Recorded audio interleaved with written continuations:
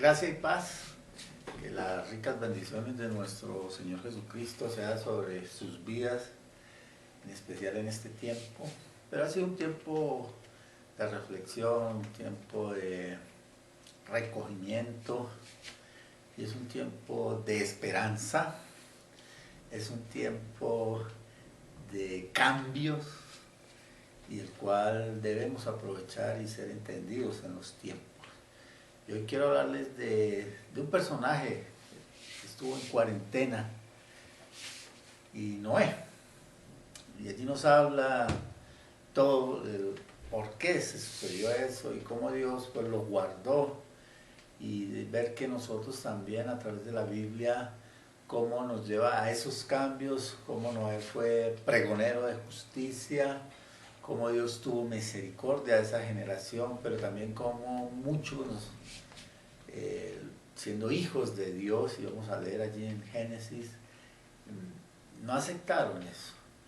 Y vamos a leer en la Biblia Noé y la actualidad, y cómo Jesús habló de Noé cuando le preguntaron cuándo iban a suceder estas cosas, las señales antes del arrebatamiento, las señales antes de la segunda venida. Y él nombra a Noé, nombra a esa generación, lo que hacía. Y también en las cartas del apóstol Pedro, él también nombra a Noé. ¿Qué estaba haciendo Noé? En la galería de los héroes de la fe, en Hebreos 11, también nombra, y vemos allí cómo habla de Noé por la fe, se salvó. Y no solo él, su familia. Y creo que ese es el tiempo de la familia. Vamos a mirar a través de la Biblia en el libro de Génesis, capítulo 6. Allí nos habla después de cómo Dios mira y observa el comportamiento, la actitud de los hombres de aquella época. Y dice así la palabra del Señor en Génesis capítulo 6. Dice: aconteció que cuando comenzaron los hombres a multiplicarse sobre la faz de la tierra y les nacieron hijas, que viendo los hijos de Dios que las hijas de los hombres eran hermosas, tomaron para sí mujeres, escogiendo entre todas. Y dijo Jehová: no contenderá mi espíritu con el hombre para siempre, porque ciertamente él es carne, mas serán sus días 120 años.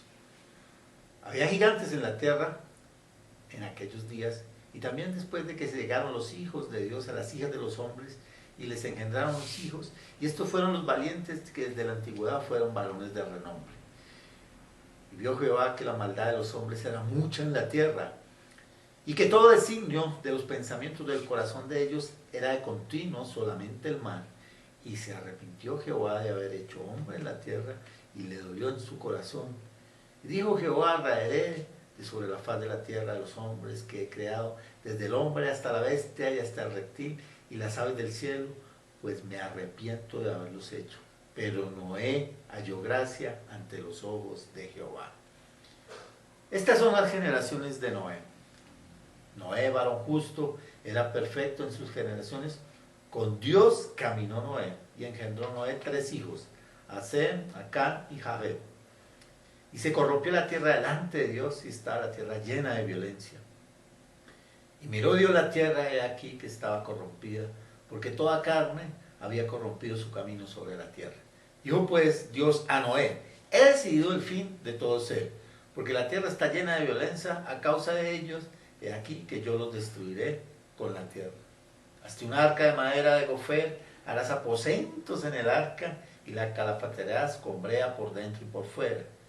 Y de esta manera la harás de 300 codos de longitud del arca, de 50 codos su anchura y de 30 codos su altura.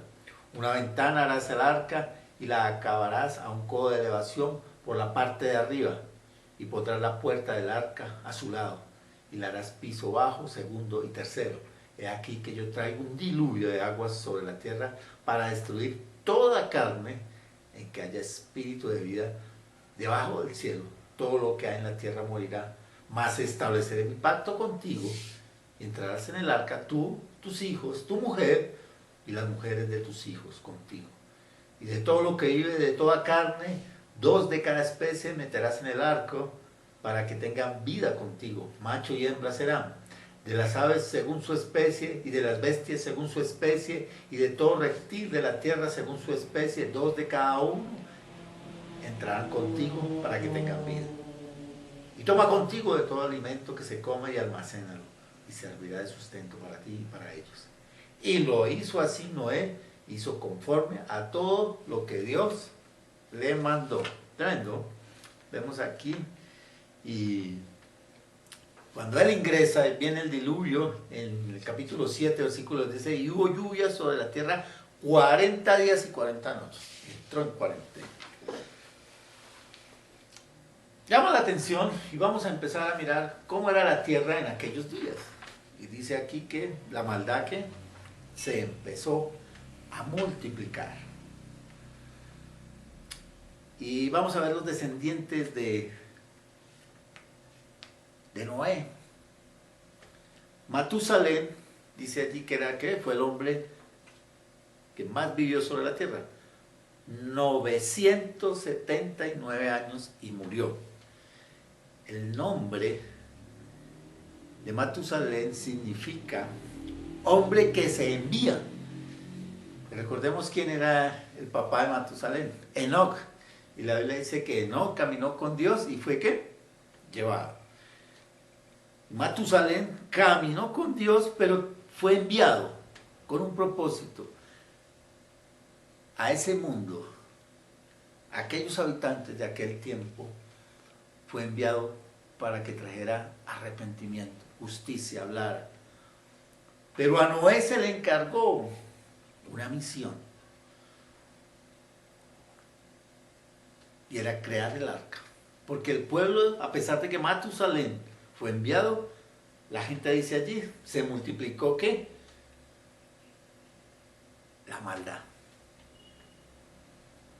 Pero mire que Dios en su infinita misericordia le dio tiempo a ese pueblo, a esa generación, a esos hombres y mujeres de esa época. Y dice allí en el versículo 3, que dice que por ciertamente serán ¿qué? Los días 120 años. Durante 120 años, Matusalén y Noé le predicaron a esa generación. Desafortunadamente, solo 8 atendieron ese llamado de arrepentimiento. Dice allí que me llama la atención, dice que los hijos de Dios se mezclaron ¿con qué? Con las hijas de los hombres. Y yo creo que este tiempo de cuarentena, esta situación, con esta pandemia, es Dios trayendo una reflexión a la iglesia. Y es ver cómo la iglesia, los hijos de Dios, se están mezclando también. Y dice allí que de ahí salieron grandes hombres de renombre. Hoy vemos también iglesias de renombre, predicadores de renombre. ¿Para qué? Porque están buscando el reino de hombres y no el reino de Dios. Lo mismo está sucediendo aquí, se mezclaron. Hoy vemos muchas denominaciones, muchas grandes iglesias compitiendo con grandes corporaciones, donde tienen mucho dinero, denominaciones donde tienen hasta bancos, queriendo crecer corporativamente. Y aquí también está diciendo, se mezclaron. ¿Y qué dice allí? Dice que se multiplicó la maldad. Vemos que provecho ha sido para la maldad, se ha multiplicado. Y mira que dice allí que Dios miró y que la tierra está corrompida igual. Jesús profetizó y dice allí que le dolió en su corazón. Más que crear al hombre, yo creo que a Dios le dolió en su corazón tener que destruir al hombre de esa manera. Y hoy en día también Dios le duele en su corazón lo que está sucediendo, pero sobre todo le está doliendo en su corazón la indiferencia de la iglesia. Le está doliendo en su corazón cómo la iglesia se ha mezclado con los hijos de los hombres, como sucedió en esa época. Dice allí que los hijos de Dios, recordemos allí, en esto hay una teoría, no quiero entrar en discusiones. Algunos dicen que la teología que habla de que eran los ángeles y se mezclaron con esto, pero pues la cual no comparto ni estoy de acuerdo. ¿Por qué? Porque Jesús, cuando le preguntaron, ¿se acuerda de aquella mujer que murió y tenía 7 maridos y que cuando llegara al cielo, ¿de quién iba a ser marido? Y Jesús les dijo, pues era un ángel, y los ángeles pues ni procrean ni se multiplican. Entonces queda descartado aquí. Aquí lo que está diciendo es aquella generación de Set y la generación de Caín, de Tubal Caín exactamente, se mezclaron, y la orden de Dios fue que no se mezclaran, porque se iban a contaminar. Y hoy en día también la orden para nosotros. Y el apóstol Pablo habla que como no tiene la luz con las tinieblas, que no debemos tener yugos desiguales. Hoy la iglesia se ha mezclado. No quiero entrar a juzgar a nadie, solo este tiempo es a reflexionar, a decir, la iglesia no está llamada a competir con grandes corporaciones, ni a crear gigantes corporativos. El único que debe tener renombre es Jesucristo. El único que debe administrar la iglesia y crecer es su Santo Espíritu y su palabra. Y por eso Dios trae esto. Y vemos cómo Dios trae esta destrucción y entró en cuarentena, 40 días. Noé. Y ver cómo Jesús habló claramente de esa situación. Y vamos a ver allí en Mateo, capítulo 24, donde habla allí de la venida del Hijo del Hombre, las señales antes del fin. Y allí en el versículo 37 al 39 dice, pero el día y la hora, versículo 36, nadie sabe, ni aun los ángeles de los cielos, sino solo mi Padre. Mas como en los días de Noé, así será la venida del hombre. Porque en los días antes del diluvio, estaban comiendo, bebiendo, casándose y dándose en casamiento, hasta el día que Noé entró en el arca. Y no entendieron hasta que vino el diluvio y se los llevó a todos. Así será también la venida del hombre. Tremendo, ¿no? Entonces uno dice, ¿será que será malo comer? ¿Será que será malo casarse? No, aquí lo que está diciendo, ¿y por qué Jesús menciona a Noé? Volvemos allí el texto, decía que los hijos de los hombres se casaron con los hijos de Dios. Esa mezcla. Y hoy en día también están haciendo alianzas. Recordemos que el matrimonio es una alianza. El matrimonio es un pacto. Y hoy también la iglesia, muchos están haciendo pacto con el mundo. Trayendo estrategias del mundo. Y dice allí que Dios los dejó. Hermano, este es tiempo de reflexión. Hasta que, ¿qué? Dice allí que llegó, ¿qué? El diluvio. Y dice allí claramente, así será. Hasta que vino el diluvio y se lo llevó todo, así será también la venida del Hijo del Hombre. Unos se quedarán y otros partiremos con Dios. Y allí dice, me llama la atención, dice que en el arca, ¿qué es el arca? ¿Qué tipifica el arca? Es la salvación, que es en Cristo Jesús. Y Jesús le dijo a sus discípulos, voy pues a preparar moradas. Y allí Dios le dijo a Noé, preparaba habitáculos. Hermanos, Jesús está preparando una morada para usted y para mí, para nuestra familia. Pero tenemos que apartarnos de todo, no dejarnos contaminar, no mezclarnos con la religión, no mezclarnos con conceptos, preconceptos, estrategias de hombres. Es lo que está diciendo, no nos vamos a mezclar con un afán de un crecimiento mercantilista de la iglesia. Tenemos un crecimiento espiritual y de su palabra. Hay que reflexionar en eso, y creo que esta cuarentena es eso, nos lleva a reflexionar como iglesia. Después de esto, hermano, comienza un nuevo orden mundial, un cambio de la iglesia. ¿Y qué tenemos que hacer? Mire lo que dice aquí, el apóstol Pedro. Y en primera de Pedro 3:20, mire lo que nos dice. Los que en otro tiempo desobedecieron, cuando una vez esperaban la paciencia de Dios en los días de Noé, mientras que preparaba el arca, en la cual pocas personas, es decir, 8, fueron salvadas por agua. Prepararnos, dice allí. Mientras Noé preparaba esa salvación, Dios tiene preparada una salvación.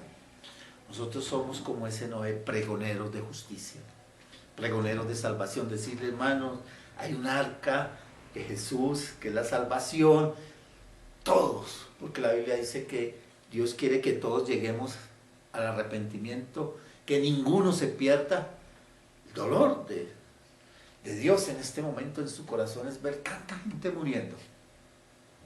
Y la iglesia, es el momento de prepararnos, es el momento de cambiar, es el momento de decir, Señor, provéenos los recursos, tanto humanos como económicos, para preparar, para llevar a esa arca, para preparar la salvación.